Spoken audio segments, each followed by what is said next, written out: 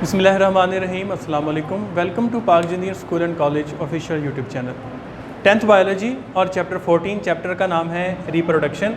आज का हमारा टॉपिक है कंडीशंस फॉर सीड जर्मिनेशन।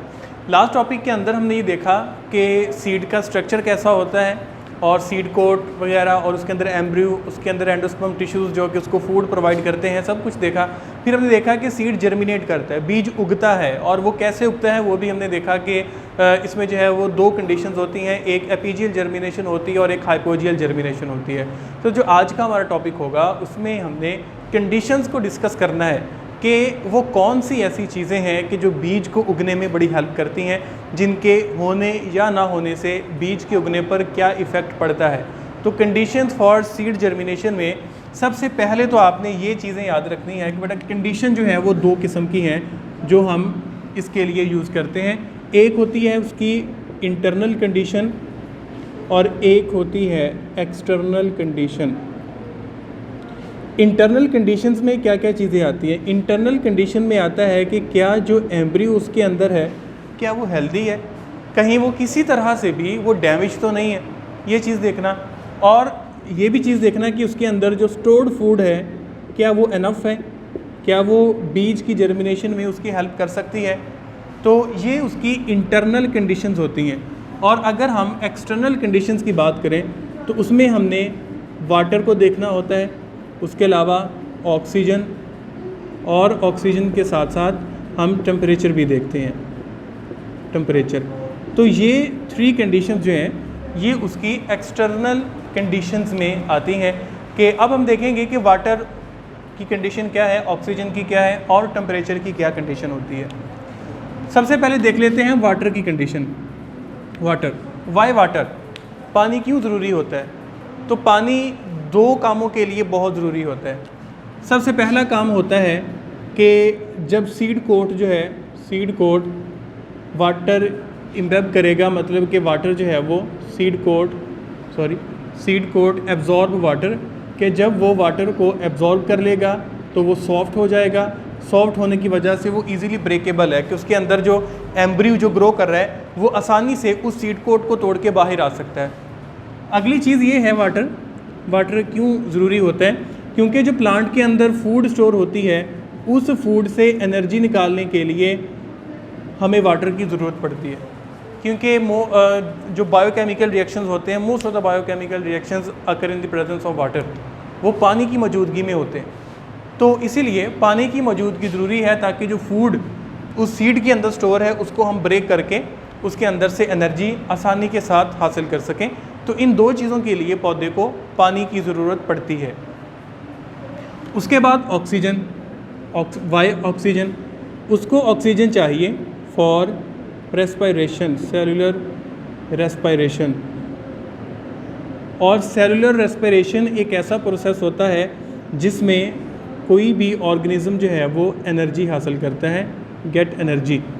अब देखें ना, ऊपर हम बात कर रहे हैं कि पानी ज़रूरी होता है पौधे को ताकि वो खुराक जो कि बीज के अंदर स्टोर होती है, सीड के अंदर खुराक महफूज होती है, उसको ब्रेक करनी है और उसके अंदर से एनर्जी निकालनी है। अब उसको ब्रेक करने के लिए सिर्फ वाटर की ज़रूरत नहीं है, ऑक्सीजन की भी ज़रूरत होती है। तो ऑक्सीजन की मौजूदगी में और वाटर की मौजूदगी में, दोनों चीज़ों की मौजूदगी में फिर उस फूड को ब्रेक किया जाता है। उसकी ब्रेकडाउन से जो एनर्जी रिलीज़ होती है फिर उसको सेल डिवीज़न में भी इस्तेमाल किया जाता है ताकि वो जो छोटा सा पौधा एम्ब्रियो है वो माइटोसिस के ज़रिए ग्रो हो सके, वो अपना साइज़ बढ़ा सकें और सीड कोट को तोड़ के बाहर आ सकें। और जो लास्ट कंडीशन है इसमें, लास्ट कंडीशन है टेम्परेचर। बहुत नॉर्मल टेम्परेचर की अगर हम बात करें तो वो 25 to 30 डिग्री सेंटीग्रेड, तकरीबन 25 से 30 डिग्री सेंटीग्रेड का टेम्परेचर होना चाहिए।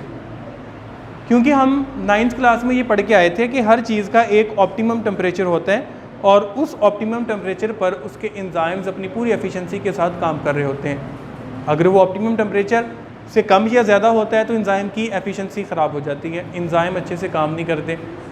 तो अब क्योंकि यहाँ पे हम सीड की बात कर रहे हैं, एक छोटा सा पौधा जिसे ज़मीन से फूटना है और ज़मीन से बाहर निकलना है उसने, तो उसकी भी तो ग्रोथ होनी है ना, तो उसको भी नॉर्मल टेम्परेचर चाहिए। तो इसलिए जो नॉर्मल टेम्परेचर पौधों के लिए होता है वो 25 से 30 डिग्री सेंटीग्रेड हो तो पौधे बड़ी आसानी के साथ ग्रो हो जाते हैं। ये कुछ कंडीशन थी। एक और चीज़ हमने देखनी है एक टर्म होती है बेटा, उसको हम कहते हैं डोरमेंसी। डोरमेंसी। अब ये डोरमेंसी क्या होता है?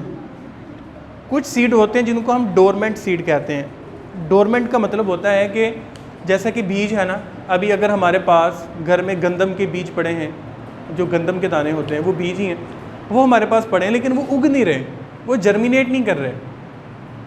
हालांकि उसके अंदर एम्ब्रियो मौजूद है, उसके अंदर एंडोस्पर्म टिश्यू मौजूद है, उसके बाहर सीड कोट मौजूद है जो उसकी हिफाजत कर रहा है, लेकिन इसके बावजूद वो ग्रो नहीं कर रहा। वाई?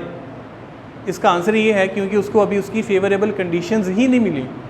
जैसे ही उसको उसकी फेवरेबल कंडीशंस मिलेंगी वो ग्रो करना स्टार्ट कर देगा, लेकिन जब तक उसको फेवरेबल कंडीशन नहीं मिलती वो तब तक सोया रहता है।